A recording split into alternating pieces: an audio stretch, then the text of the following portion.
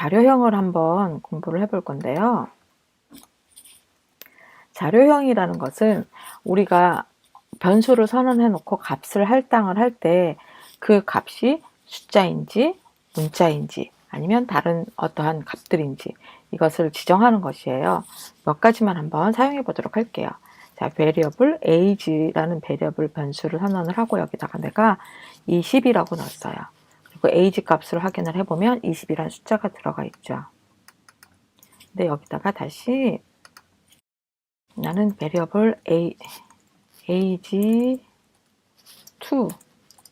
얘는 여기다가 따옴표를 붙여서 20이라고 해줬어요. 그래서 age2 값을 보면 역시 따옴표로 붙은 20이라고 나와요. 이렇게 따옴표가 붙은 것은 숫자가 아니라 문자입니다. 예, 한번 그 자료형을 확인을 해 볼게요. 자료형을 확인을 할 때는 type of라는 걸 사용을 하고 age 값이 age의 자료형이 뭐냐라고 물어보면 number라고 나옵니다. 그러면 age2의 자료형은 뭐냐라고 물어보면 string이라고 나와요. 문자열이에요. 이유는 따옴표가 들어가 있기 때문입니다. 이때 이 따옴표는 2개짜리 큰 따옴표를 사용할 수도 있고요. 아니면 이렇게 작은 따옴표를 사용할 수도 있습니다. 그리고 또 자주 쓰는 자료형이 불리인이라는 게 있어요. 불리인, 이게 불리인, 부울이라고도 하고 참과 거짓을 가릴 수 있는 것을 말합니다. 자, is open이라고 하는 변수에 내가 true라고 넣었어요. 열려있니? 네, 열려있어요 라고 했는데 is open의 자료형은 무엇일까요? 쳐보면 불린입니다. is open에는 true 값 아니면 false 값을 넣을 수 있어요. true이거나 false이거나 두 가지밖에 없고요. true와 false는 소문자로만 사용을 해야 됩니다.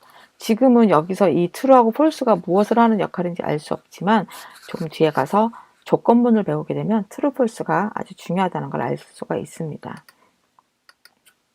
또 사용할 수 있는 값이 뭐가 있냐면 배열이 있어요. 배열이라는 건 뭐냐면 하나의 변수 이름에 여러 가지 값을 넣는 거예요. 만약에 내가 사계절을 하나의 변수에 저장하고 싶다 그러면 variable seasons라고 하고 대괄호로 묶어줍니다.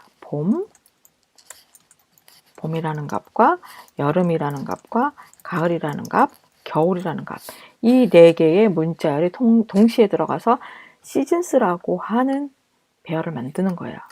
자, 그러면 시즌스의 자료형은 뭐냐? 오브젝트라고 나오는데 이게 배열이에요. 그러니까 배열도 하나의 객체인데 자바스크립트에서는 객체가 아주 중요한 역할을 합니다. 그래서 이것은 뒤에서 또 설명을 드릴게요.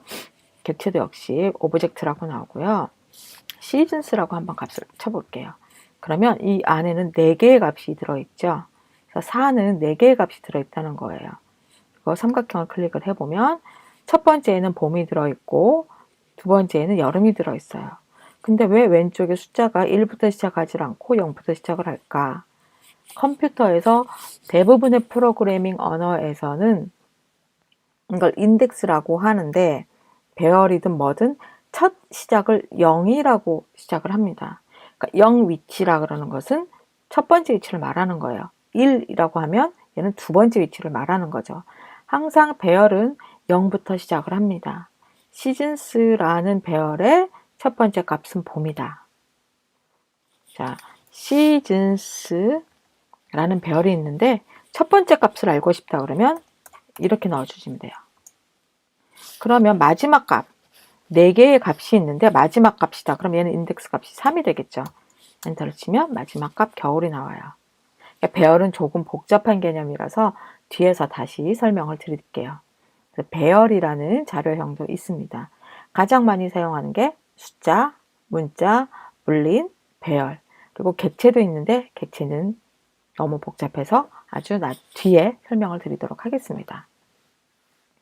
그리고 연산자에 대해서 한번 알아볼게요. 우리가 아까 나이 계산을 할 때 플러스 마이너스 그냥 우리가 수학 시간에 배우듯이 바로 썼었잖아요. 이것을 사칙 연산이라고 합니다. 뭐 3 더하기 4, 뭐 이렇게 하면 7이 나오고, 이런 것들이 다 사칙 연산인데, 이 사칙 연산 중에서 우리가 하나 주의 깊게 볼 게 뭐냐면요, 나누기하고 나머지 연산제예요.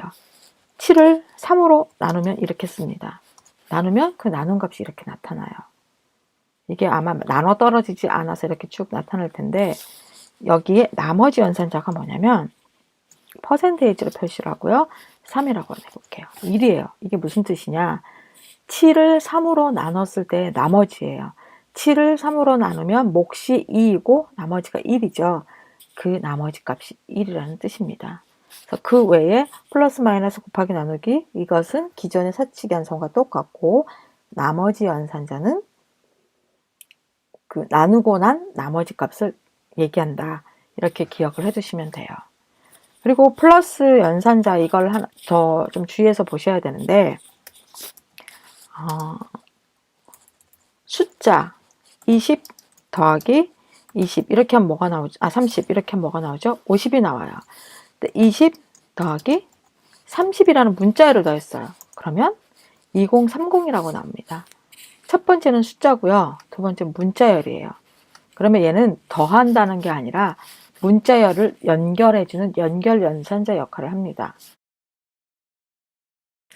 그래서 앞에 있던 숫자 20도 문자열로 취급을 해요. 그래서 20이라는 문자열과 30이라는 문자열을 연결해서 하나의 문자열을 만들죠.